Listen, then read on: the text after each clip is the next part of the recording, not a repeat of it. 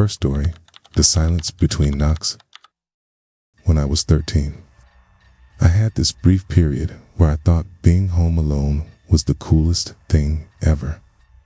My parents were going through a separation, and I'd spend weekends alternating between their homes. One weekend, my dad had to work a night shift at the plant, and he decided to leave me alone in his house for the first time. It was a small ranch-style place in the outskirts of Minnesota, surrounded by a few scattered homes and miles of thick woods. I remember how quiet it was. No cars, no people, no streetlights. Just wind in the trees and the occasional dog barking far off. My dad gave me a hug before leaving and told me to keep the doors locked and not open them for anyone. I laughed and said I wasn't a baby.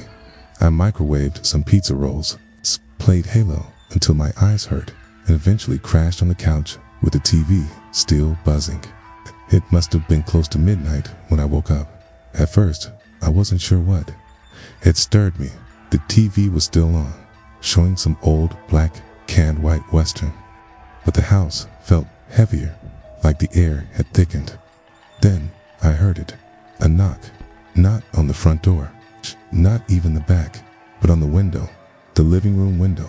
Just 3 soft taps, like fingertips on glass. I froze. I didn't move a muscle.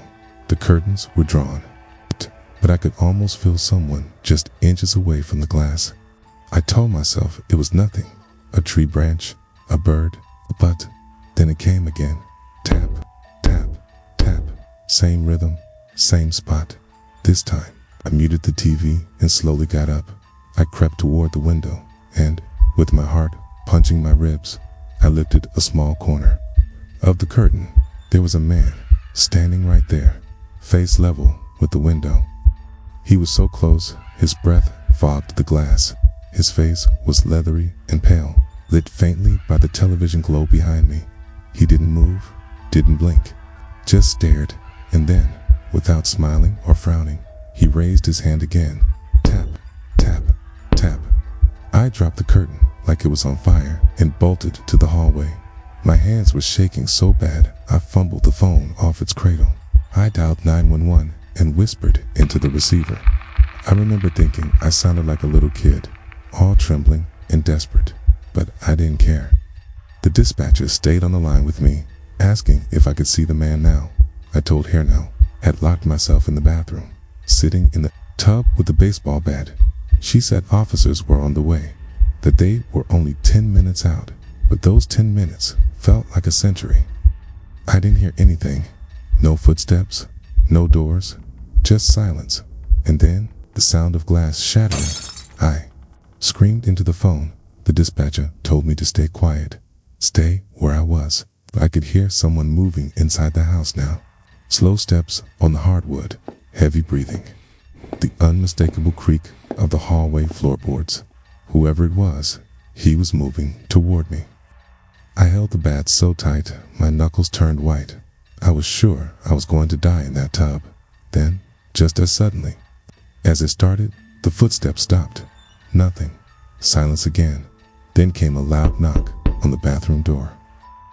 Not banging, not trying to get in, just knocking. 3 slow knocks. Tap, tap, tap. I covered my mouth with both hands to keep from making a sound. That's when I heard the sirens in the distance. Red and blue lights spilled through the crack under the door as the police pulled up. I screamed again, louder this time, and then I heard the man's footsteps sprinting down the hall. By the time the cops broke the door open, he was gone. The living room window was shattered inward, glass all over the floor. They never caught him. No fingerprints, no ID, nothing. The police said it looked like he didn't even try to steal anything. He didn't want money or stuff. He just wanted to be inside. I've never stayed at that house alone again. My dad eventually sold it. I sometimes still dream about those knocks. Always 3, tap, tap, tap, and always. I wake up before I get to the door. Second story, the thing in the tree line. Back in 2019, I was working as a fire lookout in a remote part of Oregon. It was one of those seasonal gigs where you sit in a little tower surrounded by trees, scanning for smoke and reporting any signs of wildfire. It sounds boring, but I loved it. Complete solitude, just me, the forest, and the occasional call over the radio. I'd stay in a one-room lookout tower for 10 days at a time. Think it 4 days off.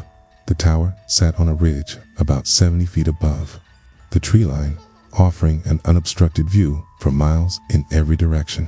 The nearest road was a 2-hour hike away. No cell service, no internet, no distractions, just the wind and birds. One evening, around my 3rd week there, I spotted something strange through my binoculars. Way off, maybe a millionth just beyond. The clearing was a figure, a human figure, standing completely still between 2 pines. I adjusted the lens to zoom in. It was a man, or at least I think it was a man. He was wearing all black, and what stood out was that he was barefoot. Just standing there, no backpack, no gear, just watching. I radioed it in, thinking maybe it was a lost hiker. They told me to keep an eye on him. But over the next 30 minutes, he never moved, not a single inch. The sun began to set, and shadows started to stretch. That's when I noticed something even more disturbing.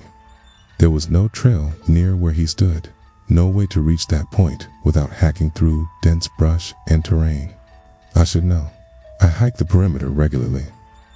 There was no reason for someone to be there, and still, he stood there. I went inside, locked the door, and tried to focus on my logs, but every 10 minutes, I checked again, and each time, he was still there, just standing. Night fell, no stars, thick clouds rolled in, and still, the thought of that man wouldn't leave my mind. I tried to convince myself he was gone, that he'd wandered off, but around 3 a.m., I woke up to the sound of static. My radio, it kept clicking, like someone was trying to transmit, but not speaking, just clicks. I responded, asking who it was. No reply. Then something tapped against the glass. Tap, tap. I jumped out of bed and pointed my flashlight through the windows. Nothing. Then it came again, on the opposite side. Tap, tap. I circled the tower inside, trying to see if someone was out there. All I saw were the faint outlines of the forest, shrouded in mist. I stayed up until dawn. I didn't sleep. When the sun came up, I scanned the clearing again. The man was gone. But what made my stomach drop was what I found when I opened the trap door and climbed down the stairs to the base of the tower. Footprints, bare human footprints, circling the base. Dozens of them, not from boots or shoes, bare soles in the dirt and gravel. He'd been there, walking around the tower, watching, listening. I put in a request to be reassigned, said I saw a cougar nearby. I couldn't explain what I felt, but the silence of the forest changed after that night. It felt like the trees were holding their breath. A week later, they granted my transfer, and on my last day, as I hiked out of that forest with my pack on my shoulders, I looked back one last time, and deep in the tree line, just barely visible, I saw it. That same man, still standing, still watching. Third story, behind the shower curtain. This happened just last year, in October. I live in a small apartment on the 2nd floor of a 3-story building in a quiet part of town. Tink fancy, 1 bedroom, tiny kitchen, low ceilings, but it's mine. I'd just gotten out of a really rough relationship and was learning to enjoy the peace that came with being on my own. That Friday night, I decided to do something I hadn't done in a long time. Stay in, eat junk food, and binge horror movies. It was stormy out, which made it perfect. I turned down the lights, lit a cheap candle, and got cozy on the couch with a bowl of popcorn and a blanket up to my neck. Around midnight, I paused the movie to go brush my teeth. I remember checking my phone. 12:07 a.m. I walked to the bathroom, flipped on the light, and paused. The shower curtain was closed. Now, That might not sound strange, but I never keep it closed. Ever. It blocks the light and makes the bathroom feel smaller. I always leave it pulled to the side. Always. Still, I told myself it was nothing, okay? Maybe I bumped it earlier. Maybe it slid. On its own, I brushed my teeth quickly, deliberately not looking at the curtain. I even laughed at myself for being so on edge. I spat, rinsed, and as I turned off the faucet, I swear I heard a sound, the softest inhale. Like someone trying not to breathe too loudly. I turned to the curtain and just stared. It's frozen. I can't explain it, but I knew something was wrong. I wasn't imagining it. There was someone behind the curtain. I didn't want to check. I didn't want to pull it back, but I couldn't just walk away. So I reached down and opened the bathroom drawer where I keep the heavier stuff, hairdryer, oil tools, and grabbed the wrench I'd been using to fix a leaky pipe, with one hand gripping the wrench. I slowly reached for the edge of the curtain and I yanked it open in one hard pull, but there was no one there. Just the tub, empty. My heart was pounding so loud it echoed in my ears. I stepped back and turned to leave the bathroom, feeling embarrassed, and that's when I saw it. The window in the living room, the one directly across from the bathroom, was open, just a few inches. No, I didn't open it, and that was enough to tell me something was very, very wrong.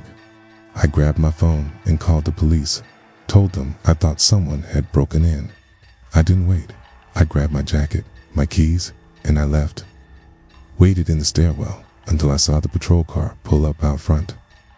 They searched the whole apartment, didn't find anyone, no forced entry, no signs of a break-in. They told me maybe I left the window open and forgot. Maybe the wind pulled the curtain shut. But here's the thing. They found muddy footprints, asterisk, small ones, barefoot. They started at the window and ended in my bathroom. And the worst part, they didn't lead back out. I moved into a friend's place for the weekend.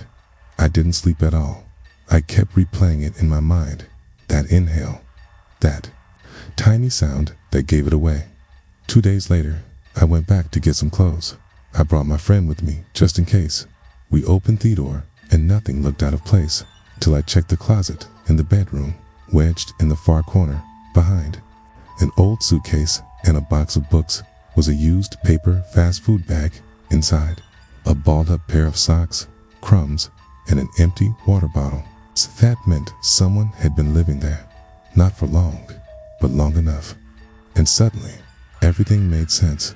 The curtain, the sound, the open window, they'd been inside, maybe even watching me while I slept. The police came again. This time, he took it more seriously. He checked the building's back entrance and found that the lock had been broken for months. Okay, anyone could have slipped in. They dusted for prints, checked the bag, but never found the guy. They said it was probably a squatter. Someone just looking for shelter. But I know better. He wasn't just squatting, he was watching. And if I hadn't heard that breath, if I hadn't opened the curtain when I did, I don't like to think about it.